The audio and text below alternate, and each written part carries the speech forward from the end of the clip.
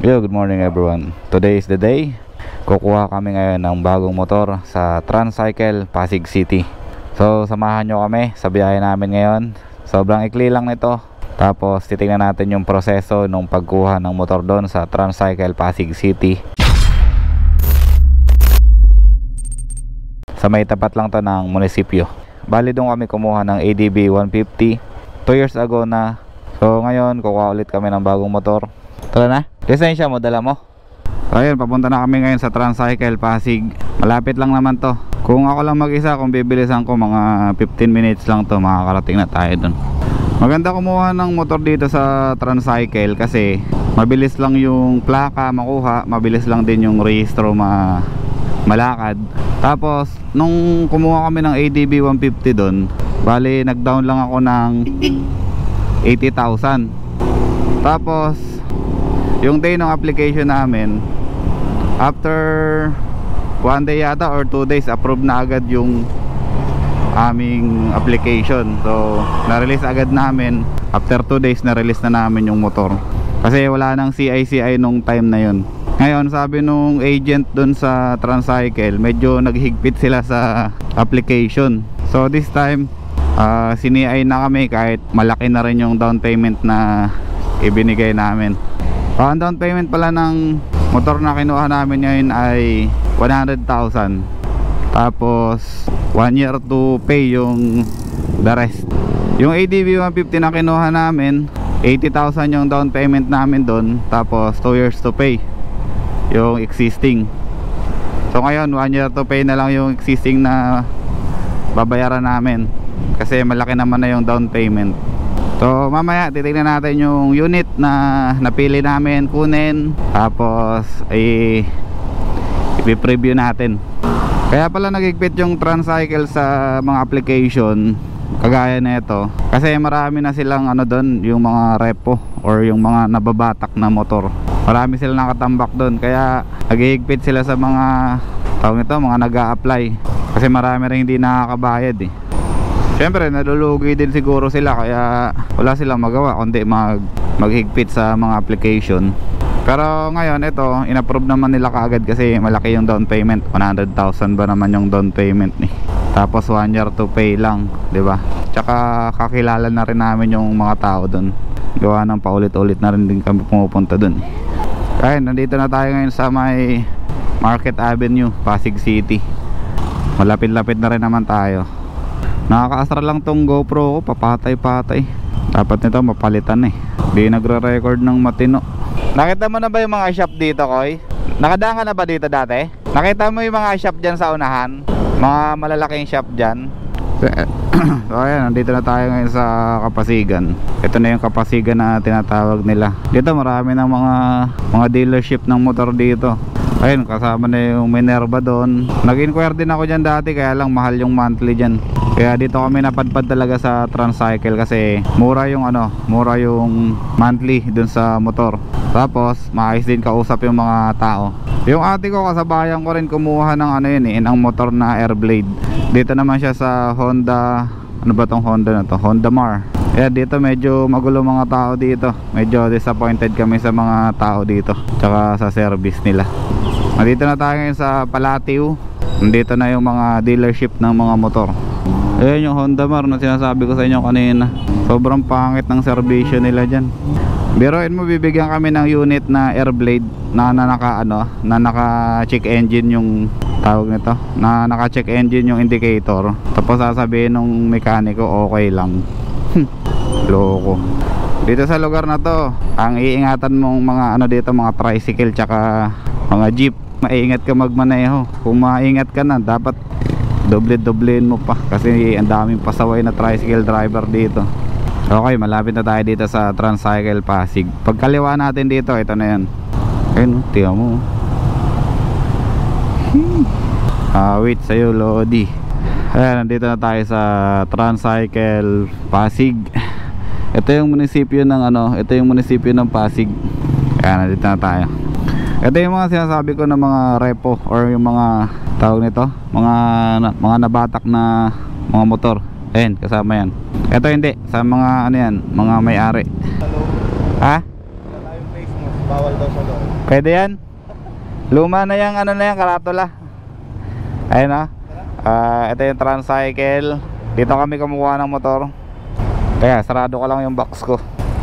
Nasa Pasig tayo, mahirap na. Okay. Ayan. Ito pala yung ano. Ito yung napanalunan ko na helmet. Oh yeah.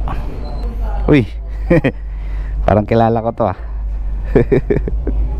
Sige na, hanapin mo na si Rex. Yun. Pogi. Ito na yan, sir.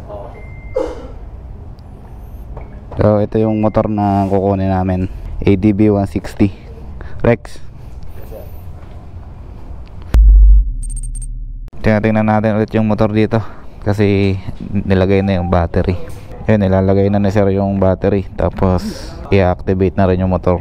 Magkano magpatanggal sa inyo ng ano, check engine ng ito? Kung sakot po siya na warranty, wala naman. Wala naman. Medyo maselan kasi ito kaysa sa 150. Pag tinanggal mo yung dashboard niya, ito, tapos napihit mo yung ano na start mo, Masaya lang po talaga pag si Honda. Pero yung ADB hindi, yung 150. Yung depende po talaga sa motor. Kung may bayad, magkano? Depende po sa mechanic sir. Pag dito, hindi naman ganun kamahal naman yung si mechanic. Kung simple lang naman po yung papaayos. Kasi yung sa katabi naming shop, ano lang naman yung diagnostic to lang. Nire-reset lang. Naku, walang gas. Talaga pa po yan. Baka i-full tank nyo ah. Huwag naman. Medyo.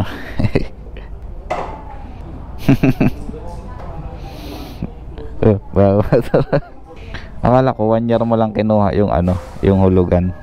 Akala ko 1 year lang. Mataas yung ano, hulog. Pero within 1 year, may extra budget, pwede naman daw yan. Kasi yung kinumpit natin nasa 6-7 yata yun, no? Rex, huwag mo na i-full tank ah.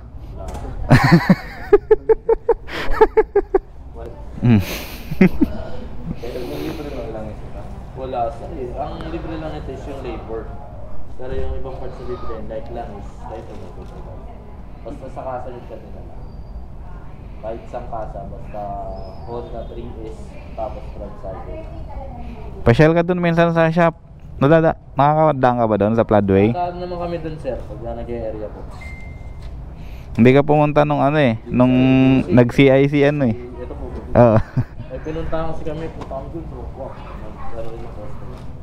Ito pa. Okay na yun sir. Bale ito sir, service coupon, kahit saan Honda pwede siyang gamitin.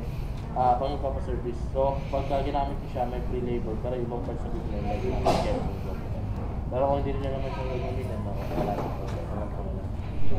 Sabi nyo na lang. Ayan. Ano yung A? ADB 160A. Okay na.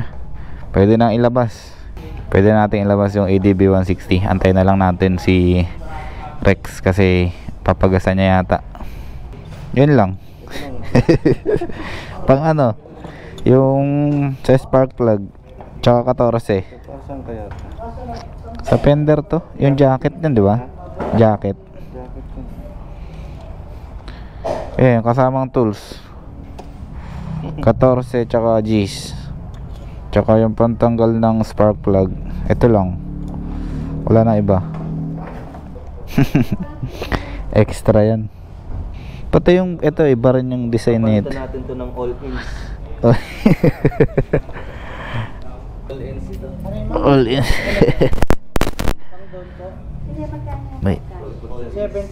May tagas unti ah. Kasya yun. 28mm din naman yan eh. Kaso dapat itim. Dito hindi sila naglalagay ng jacket dito no? Hindi, may ano kasi to. May stopper no? Di ba may solder yun? Oo. Yun na yung nag-i-stop. Oo. Ang jacket nilalagyan lang din sa mga flat lang. Tingnan mo yung ano niya. Tingnan mo yung brake pad. Doon sa binibenta natin na stock. Parang mas makapal to. Yung padding niya. No? Mas makapal, di ba? Kaya mo yung pinalit ko, hindi aabot ng 20 yon. Ngayon ako service manual ko. Dito? Para mawala yung roughness ng... Mamaya, papakarwash ko to. Carwash ka ngayon sa akin. Tipid eh. Half face lang yan, kuy. Alam ko sir, ano lang, yung mga substandard, yung mga full face kasi natin na standard, hindi namin siguro ganun quality nga siya. Opo, mga ganyan. Pero half face kasya po. Subukan ko. Ang Scoopy. Hindi ko kasya to. Yung kamukha ng Scoopy. Hindi ko. Genyo. Genyo. Wala na kayo minsan nun sir. Base out na po yun. Face out ng ako. Genyo? Hindi na naglalabas si Honda na. Wala na. Ano pa po yun? October. Yung Genyo? Wala na? FI na to. Yung FI, ito. Ayun lang. Ito yung sample. Minimum down payment dito sa Transcycle. Ano, okay na? Ay, contract. Konti na lang. Lalabas na to sa Transcycle. May winaringan kami nito doon. Di ba tinanggal ko yung panel?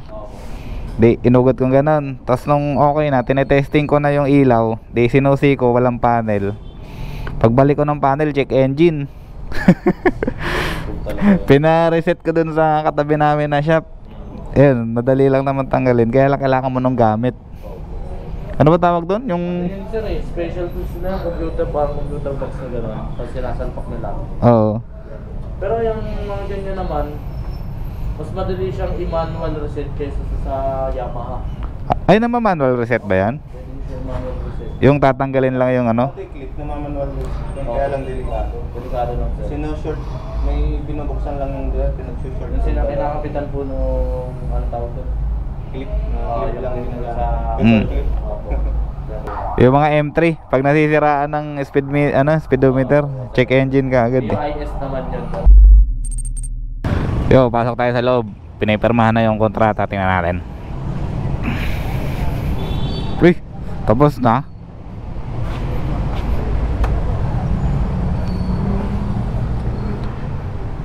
Napirmahan na pala. Uy, napirmahan na yung kontrata. Hindi natin nakuhanan, sayang. Tapos lunch break na rin yata nila. Kami na lang yung tao dito. Ang daming ano talaga ng NMAX, no? Mas madaming kumukuha ng NMAX, no? Sa ibang mga ano, ganyan din, mas marami ang NMAX. Ay, nagtanong pala ako ng crash guard doon. Sabi ko magre-reselling tayo. Saan? Sa Nueva Vizcaya, yung main, Sir, papirma na lang, medyo marami. di kinukuhanan ko eh. Ano sir, kasi pagka naka-head office yung ano, di daw ako sale. Siyempre, yun naka-under na yun ng office. So, kayo yung hindi may-ari, pupunta doon sa mga. Okay. Daming pinipirmahan.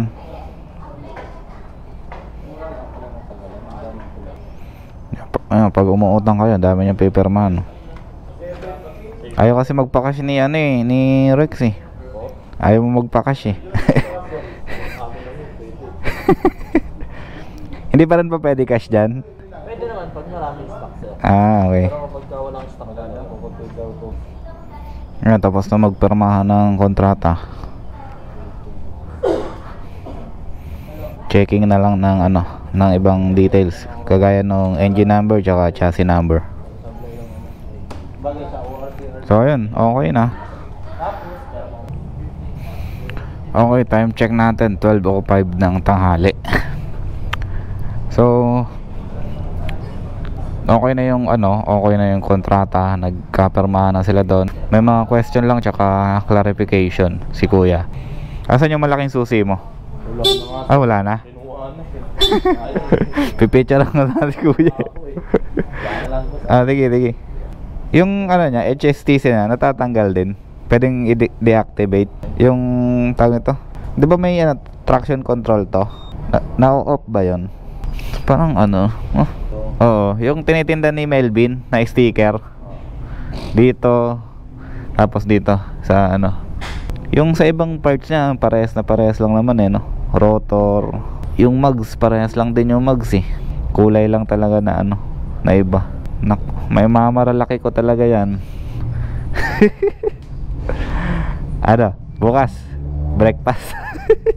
Breakfast ride bukas, marilaki. Yung ADB tsaka ito 160. So ayun, halos tapos na rin naman yung ating lakad dito sa Transcycle. May uuwi na rin natin tong motor.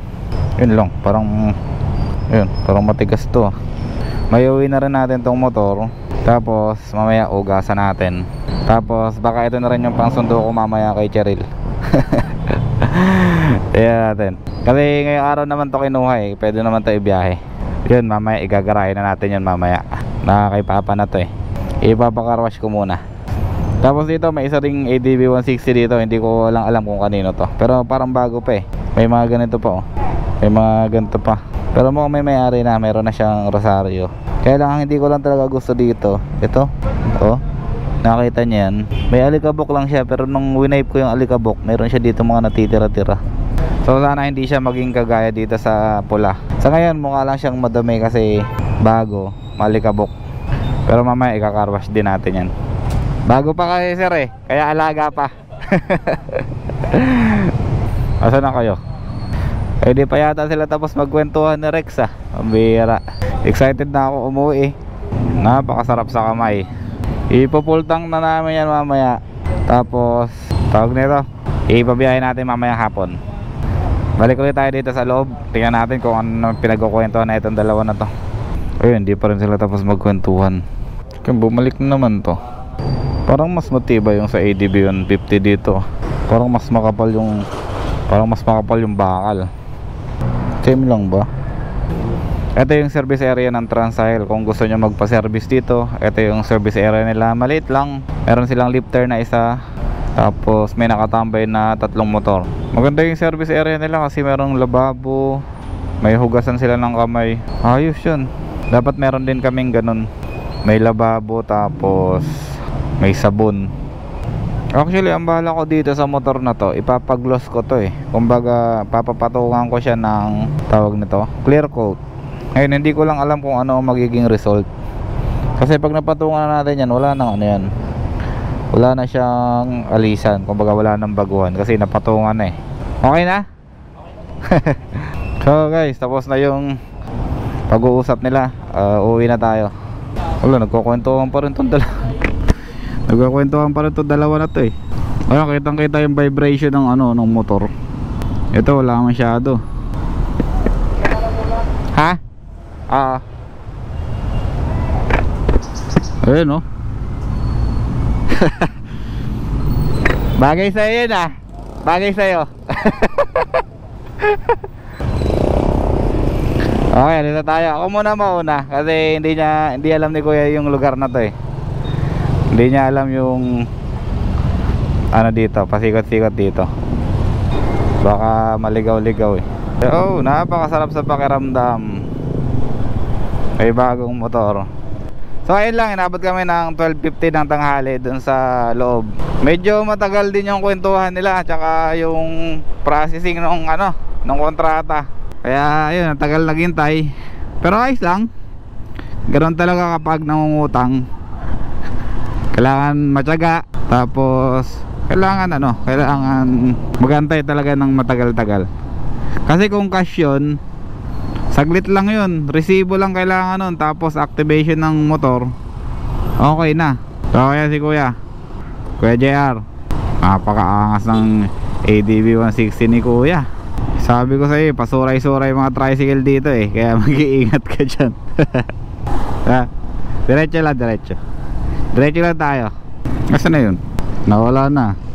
Naipit. Naipit si Kuya dun sa ano, sa pedestrian.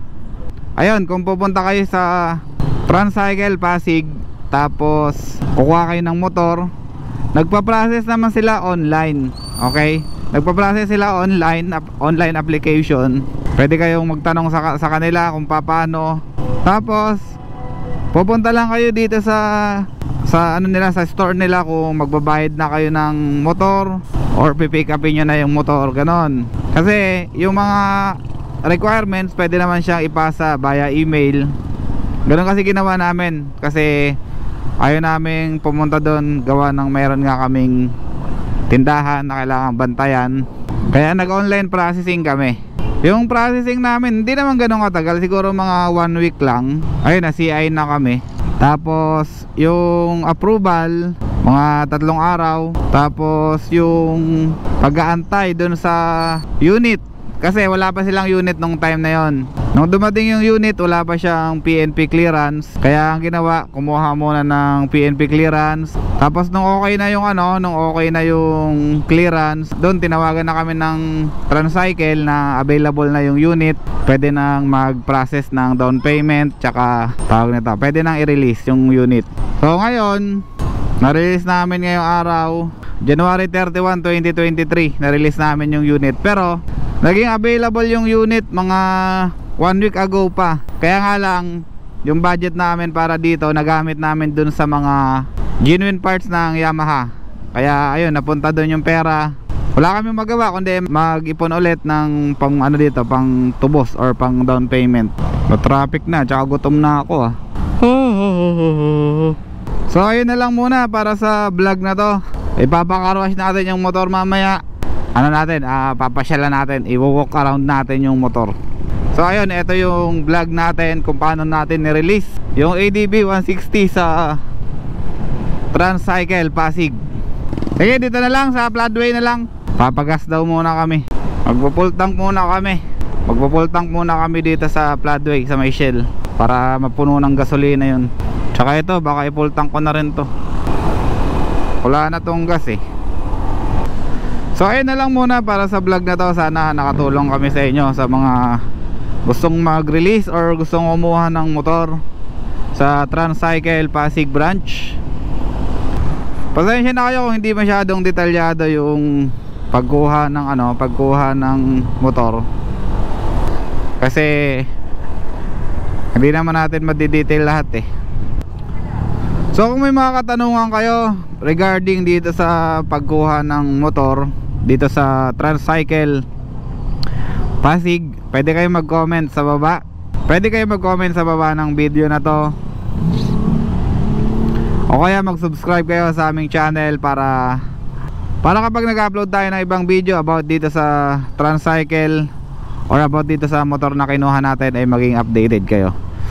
So sana mag-subscribe kayo, tapos follow nyo yung page namin, Facebook page JR Motoworks, tsaka or mag-subscribe kayo sa channel namin dito sa YouTube JR Motoworks. Kita-kita ulit tayo sa next video. Papagas lang kami, tapos papakarwash na rin. So bye bye.